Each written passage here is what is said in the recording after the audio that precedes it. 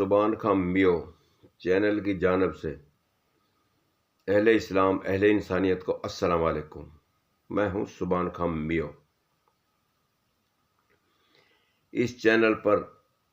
غریب مظلوم عوام کی آواز بلند کی جاتی ہے۔ ہمارے ملک پاکستان کی بگڑتی ہوئی صورتحال، پھیلتی ہوئی بدعت، ہوتی ہوئی ناانصافی، پاکستان میں قرآن پاک کے نظام کو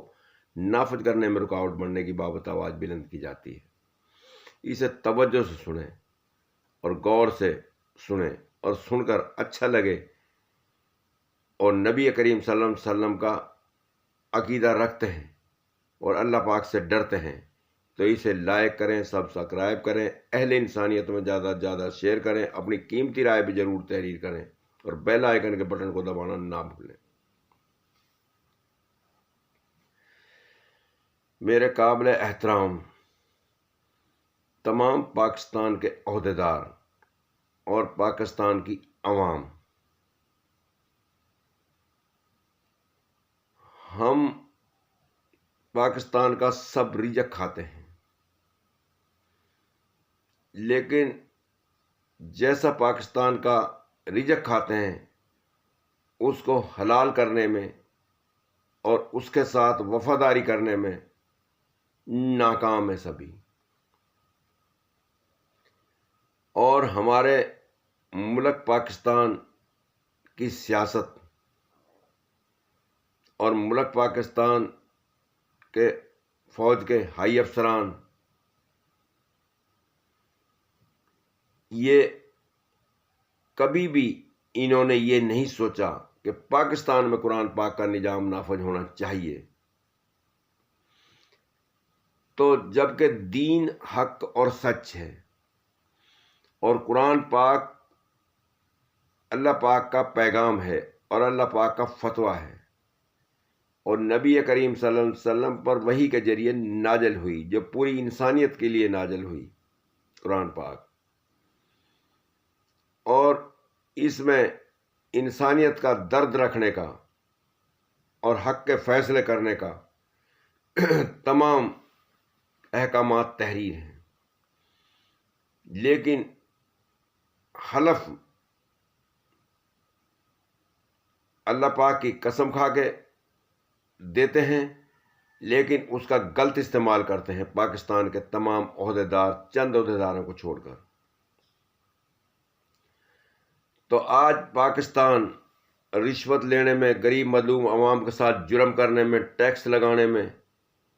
اور پاکستان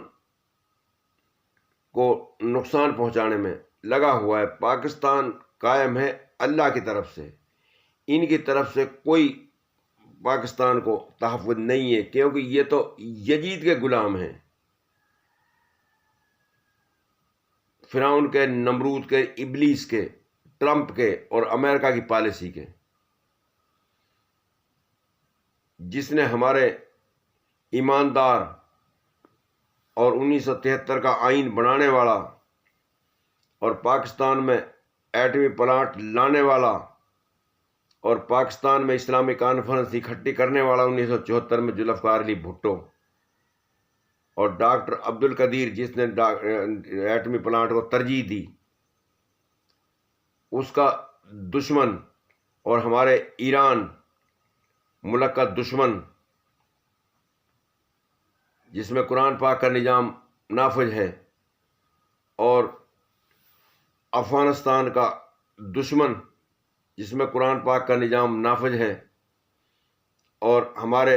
فلسطینیوں کا دشمن جو اسرائیل کی سپورٹ کرتا ہے، اس کو غالب لانے کے لیے اہل انسانیت پر اور اہل اسلام پر، جو پوری انسانیت کا دشمن ہے، جس نے فلسطینیوں کا خون بہایا ہے اسرائیل نے، اس کو غالب لانے کے لیے یہ ٹرمپ اور اس سے پہلے جتنے بھی آئے اس میں امریکہ میں، وہ یہ اسلام کے اور اہل انسانیت کے دشمن ہی آئے۔ ایک یزید کو غالب لانے کے لیے اسرائیل کو،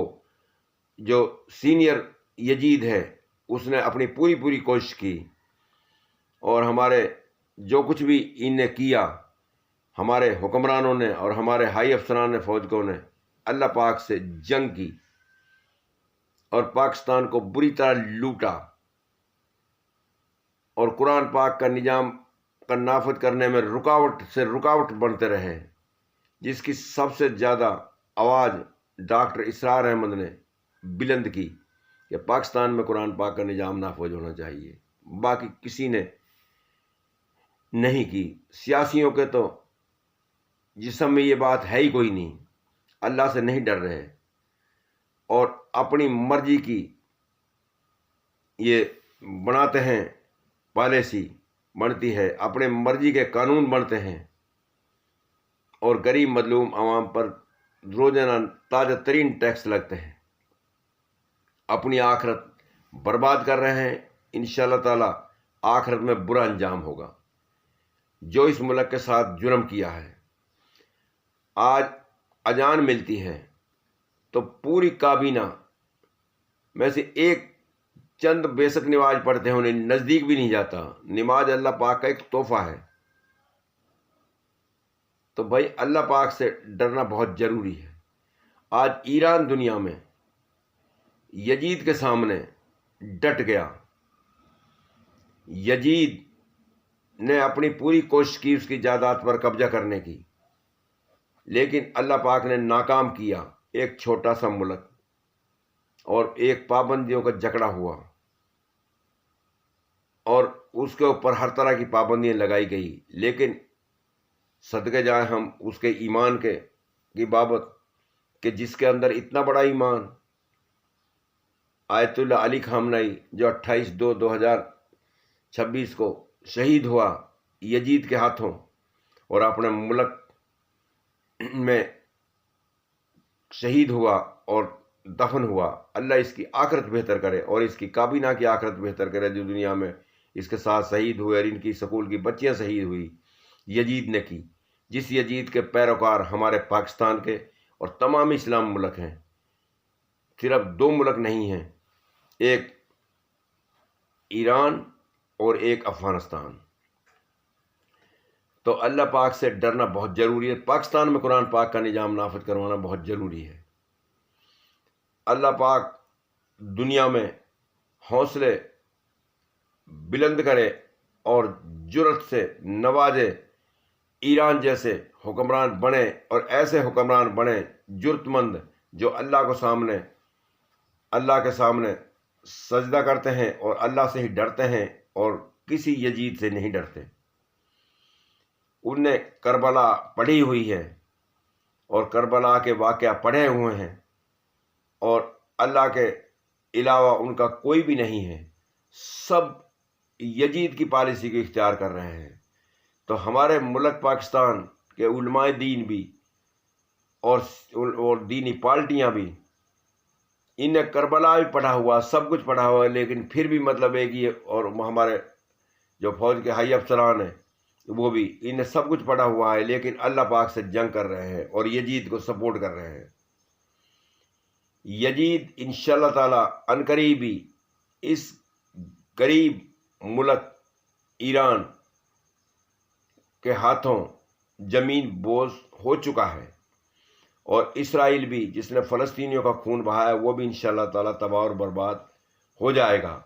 آج دنیا میں اگر ایران کا نقصان کیا ہے تو انشاءاللہ تعالی کاروبار یہ بھی نہیں کر پا رہا اسرائیل، جس نے بڑی بڑی کمپنیاں بنائی ہوئی ہیں اور بیرون ملکوں کو لوٹتے ہیں یہ مل کر، دونوں ملک امریکہ اور اسرائیل۔ تو بھائی ہمارے نبی کریم صلی اللہ علیہ وسلم کے عقیدے کو اپنائیں اور موت کے بعد کی زندگی کو پہچانیں۔ آج ہمارا مسلمان ملک ہے پاکستان، جہاں بھی مسلمان ہیں انشاءاللہ تعالی بھارت میں مسلمان ہیں لیکن ایمان کے پکے ہیں۔ تو بھائی ایمان کے پکے بننا بہت ضروری ہے۔ آج ان کی تمام غیر مسلم تعریف کرتے ہیں بھارت میں۔ ایک یزید ہے وہ مودی، وہ تو کسی کا بھی نہیں ہے۔ تو ہمارا ملک پاکستان ایسا بنے جیسے ایران خوددار حکمران ایران کے، اور ایران جیسی کابینہ بڑھیں اور ایران جیسے عہدیدار بڑھیں اور اللہ سے ڈریں اور پاکستان میں قرآن پاک کا نظام نافذ کروائیں مل کر۔ موت کے بعد کی زندگی اچھی بنانی ہے تو موت کے بعد ورنہ دو ہی راستے ہیں، ایک جنت کا ہے اور ایک جہنم کا ہے۔ تو جنت کے راستے کو اختیار کر لیں، جہنم کے راستے سے پناہ مانگ لیں اور پاکستان میں قرآن پاک کا نظام نافذ کروا دیں اور پاک ایران جیسے خوددار حکمران بن جائیں۔ پاک ایران زندہ باد، پاک ایران کے سوداؤں کو سلام، پاک ایران کی کابینہ کو سلام، پاک ایران کی کابینہ کے لیے دعا۔ پاکستان زندہ باد۔ السلام علیکم۔